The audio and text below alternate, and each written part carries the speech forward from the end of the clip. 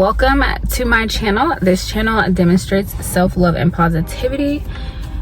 Yo, I look kind of orange. I don't know why I look so orange, but anyway, today I'm coming to you guys with an interesting video about one thing to learn in order to find love, in order to find true love, in order to have a better chance at finding a successful relationship. Recently encountered a situation where I realized how much I am in my ego when it comes to dating. The simple definition for ego is essentially your mind's way of forming your own identity. So for instance, I am someone who I feel is kind, caring, compassionate. I could be a little impatient, right? So, and then there's other characteristics to me. It's kind of who your family and your friends and the world view you as well. Kind of whatever you present to the world or whatever you present to yourself, that's your ego, that's your identity. And so, with dating, it's easy to be stuck in your ego and not put yourself in a state where reality is what it is. So when you're not in your ego, you're able to see things as they are instead of how you perceive them. How you perceive something is you being in your ego. And so in order to find love, you have to get out of your ego. And specifically, in order to get out of your ego, like I said, you kind of just have to see things for what they are, be a lot more present, and you also have to be vulnerable. Being vulnerable to the world and to people is essentially you. You're still in your ego, but you're not in your ego as much to where you're doing things that are self-serving. How I can explain this better is just different scenarios. So say that you're dating someone and you're unsure on if they like you, right? You guys have been dating a little bit of time and you don't know if they like you. In order to get out of your ego, you kind of have to get rid of outcomes. You have to see things for as they are. I mean, you can look at things from an objective perspective and see, okay, this person is texting me a lot, this person, we're spending a lot of time together, right? So the facts are there. And then your next step would be asking the person. And I think a lot of us are not familiar with direct communication because we don't want to get hurt, right? We don't want our ego to be bruised. We don't want to cry, right?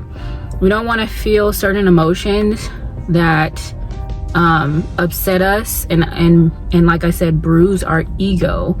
And so this is what I mean about getting out of your ego and learning to be vulnerable, because with vulnerability comes letting things happen in the natural process that they're supposed to. And so if you ask this person that, you know, you're wondering if they like you, and they don't give you the answer that you would like, staying out of your ego is the best option, which involves you not taking it personal. When we take things personal, we kind of discredit ourselves and discredit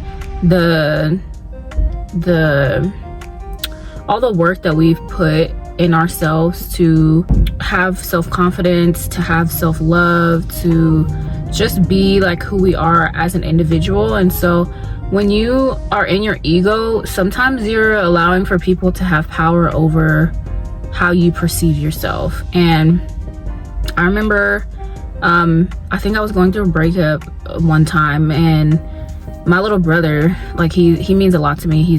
I'm really close to him. He had asked me, like, why are you letting this person like define who you are? Like, just because they say these things about you does not mean that that's who you are.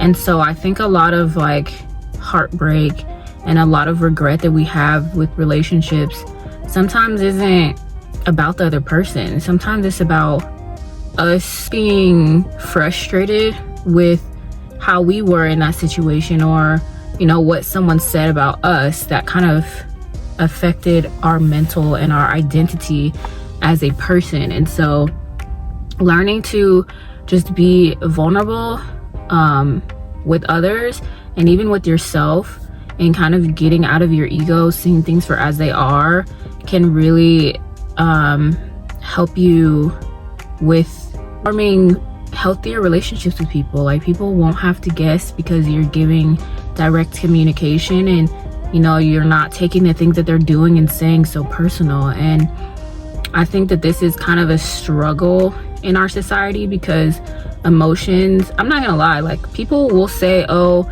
this society is a little bit more sensitive now, and no, we're not sensitive. People are self-centered. They're in their ego all the time. Like, we don't want to see people do well. We don't want someone to be better than us.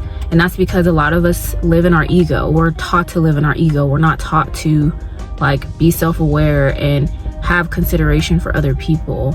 So I'm not trying to bash anyone. I'm just saying, it's okay, because we're taught to not trust people as easily who aren't in our immediate. But if you kind of learn to stop looking at things as like a power struggle, like, oh, well, I'm not going to give my cards away because they're not giving, that's you and your ego, and it's not really going to get you anywhere. So, and this is kind of a mistake that I've made in past relationships, where I've wanted certain things out of a person, and I was like, oh no, I'm not going to settle for this, and right? But you can have standards and not be manipulative, or try to push your agenda on other people, because that's just you being in your ego. And so it's really important that you understand the concept of ego, and understand when you and your identity are being forced onto other people in the relationships that you're trying to create.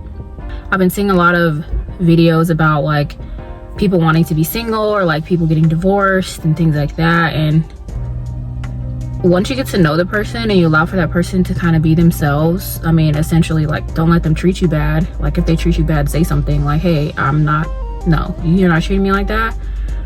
But don't try to change people. You can let someone know that there are certain things that you will not stand for, which that's you having standards.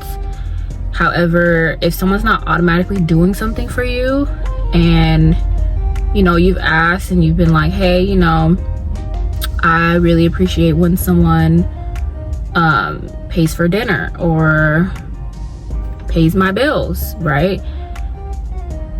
But don't push your agenda onto them. You can express a want and a need, and this is what I'm saying, we have to learn how to get out of our ego and not take things so personal. If someone doesn't want to do something, they don't have to.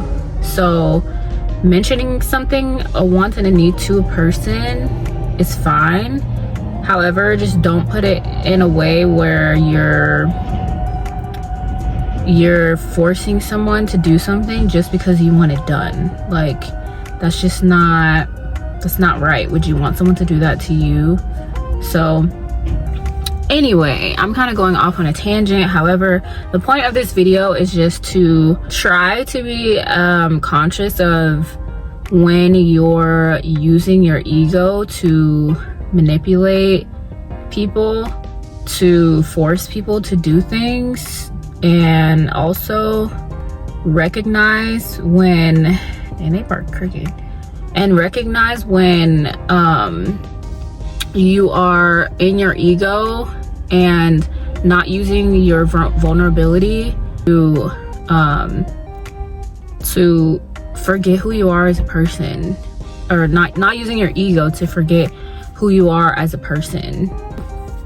That is one of the things that you need to focus on when it comes to finding your person, is to learn to be vulnerable and get out of your ego, and to accept reality for how it is, and to give direct communication. All of that ties together.